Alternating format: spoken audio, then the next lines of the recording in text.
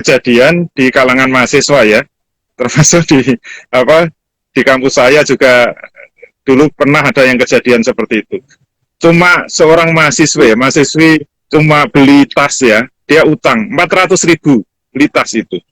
Terus dia nggak bayar, hanya selisih dalam waktu 6 bulan itu sudah utangnya jadi 26 juta. Hah, Itu Insya ngitungnya Allah. gimana sih? Innalillahi. 400.000 dari 26 juta. Itu sampai pas di seminar itu dia nangis-nangis ditunjukkan. Pinjol itu hitungan bunganya harian. Kalau orang nggak tahu itu, dia nggak punya kantor, nggak punya apa-apa. Dia cuma modal apa? Nomor-nomor telepon itu sudah dia keep, sudah dia simpan. Kalau nggak bayar dia langsung sebar semuanya kepada teman-temannya. Itu cara dia untuk apa? Membuat tekanan itu seperti itu. Itu di dunia saja sudah mengerti. Dan di akhirat jelas ancaman riba itu mengerikan ya. Saya ambil penutup ayatnya. Orang yang nggak mau meninggalkan riba, Allah itu peringatannya nggak main-main. Waman ada faulaika ashabun nar hum fiha khalidun. Barang siapa yang mengulang-ulang mengambil riba, tidak mau bertobat, faulaika ashabun nar, mereka itu penghuni-penghuni neraka, hum fiha khalidun. Dan mereka kekal di dalamnya. Ya. Siapa yang mau masuk neraka selama-lamanya? Riba itu bisa membuat orang masuk neraka selama-lamanya. Karena saking zolimnya riba. Jadi pinjol itu memang dari semua apa bentuk-bentuk layanan keuangan itu yang paling mengerikan. Ya. Jadi Tapi kan Ustaz itu prosesnya tuh mudah Ustaz, jadinya ya simpel aja gitu, perlu uang ada yang ngasih pinjam ya udah gampang gitu. Iya, bagi ini sasarannya kan anak-anak milenial itu yang nggak tahu apa-apa, yang biasanya jauh dari orang tua, mungkin kiriman terlambat. Kadang-kadang syarat dan ketentuan nggak dibaca, pokoknya dia apply langsung dapat. Senangnya anak muda sekarang kan gitu, nggak mau pikir panjang nanti ada apa-apa, pokoknya orang tua gitu kan. Nah itu yang menjadi sasaran-sasaran dari pinjol itu. Ya. Itu korbannya sudah banyak korbannya, dan ujung-ujungnya kalau mohon maaf ya, ujung-ujungnya itu kalau nggak gila bunuh diri, kalau sudah berumah tangga biasanya cerai. Udah, saya banyak menemukan kasus pinjol itu seperti itu. Ya Allah. Itu sampai ada yang gila betul itu, dikejar-kejar, di teror terus gitu. Masya Allah, Masya Allah. Nah, Ustaz, kan ke saya tuh banyak juga yang DM. Saya korban pinjol, saya utang bersedia puluh juta gitu, minta bantuan. Nah, kalau ada orang minta bantuan untuk diselamatkan dari pinjol, mendingan ditolong atau enggak? suruh lapor polisi aja, langsung suruh lapor polisi. Jadi apa? Karena itu termasuk ilegal. Kalau macam-macam itu jelas melanggar aturan. Jadi lapor polisi saja selesai itu.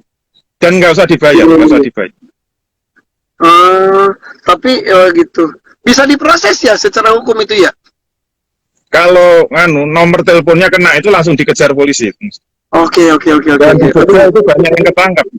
Iya. Biasanya mereka kan sembunyi-sembunyi. Pokoknya yang penting kalau dia ngubungi pakai nomor telepon, laporkan polisi, bisa dikejar. Oke. Sembunyi di ujung mana, di ujung dunia tetap kena. Iya. Aduh, mudah-mudahan ya. Jadi makasih buat tim kepolisian juga tuh ikut partisipasi menumpas pinjol-pinjol itu ya, Ustaz ya? Iya. Insya Allah ditangani. Kalau investasi gimana Ustaz? Banyak investasi tuh jadi kan saya juga pengen jadi crazy rich gitu, pengen kaya. Investasi gimana? Udah kaya, kok pengen kaya itu. Mau kaya apa lagi? Kayak orang. Itu kalau investasi gimana Ustaz itu hukumnya? Investasi itu masuknya akad sirkah. Nah, selama ini investasi yang berkembang itu model-model kapitalis. Itu kan itu sebenarnya bukan investasi, itu jual beli. Jadi harus dibedakan antara jual beli dengan investasi. Kalau investasi dalam Islam itu harus masuk akad sirkah. Sirkah itu adalah peleburan orang. Jadi kalau mau investasi itu harus ketemu orangnya, berakad dengan orangnya. Dan kita harus tahu persis orangnya. Orangnya itu kredibel atau tidak, orangnya amanah atau tidak gitu loh. Tidak Ustaz, boleh asal seperti mohon maaf ya. main Kan zamannya saham. zaman modern. Zaman modern Iya, kok ketemu-ketemu orang itu buang waktu, Ustaz. iya. Lah mau syariah apa enggak gitu. Iya, iya, iya, iya, Prosesnya iya. syariah. Iya. Lah cepet kaya masuk neraka Oh, enggak apa. nggak mau lah. Jadi Jadi ntar dulu, maksud untuk ketemu orang itu sebatas harus ketemu atau cukup dengan mengenal siapa dia, walaupun nggak ketemu. dalam akad itu memang ketemu secara fisik nggak harus. Lewat kayak gini itu sudah boleh. Lewat Zoom, sekarang ada Zoom. Atau Hmm, perwakilan juga boleh. Tapi akad itu adalah, kalau definisi syariahnya kan irtibatu ijabin bikobulin ala wajhi masruin yazaru asrohu ya, fi makali. Jadi ikat ya, itu ya, ya. harus ada ijab dan kobul. Ada yang nawarkan, ada yang menerima gitu loh. Kayak Hmm, akad hmm, nikah. Akad nikah itu kan sangat ketat. Dan sebenarnya semua akad itu harus seperti akad nikah. Walaupun boleh hmm, diwakilkan. Boleh lewat media-media. Boleh lewat tulisan juga boleh. Tetapi jangan, Islam itu memang mudah, tapi jangan menyepelekan, memudah-mudahkan, itu nggak boleh. Itu juga demi keselamatan kita juga kan. Apa-apa yang diatur oleh Islam itu mesti demi keamanan dan keselamatan kita. Buktinya kalau kita ngawur, nggak sesuai syariat, dalam muamalah itu kemungkinannya cuma dua. Kalau tidak menzolimi, ya dizolimi gitu. Kalau ada yang melanggar hukum syariat, kok ada merasa senang, kaya raya, itu mesti di atas penderitaan orang lain. Ya, Menghilang lagi ya. menghilang kayaknya Mas Irfannya hilang sinyal kayaknya Ustadz. Sebentar.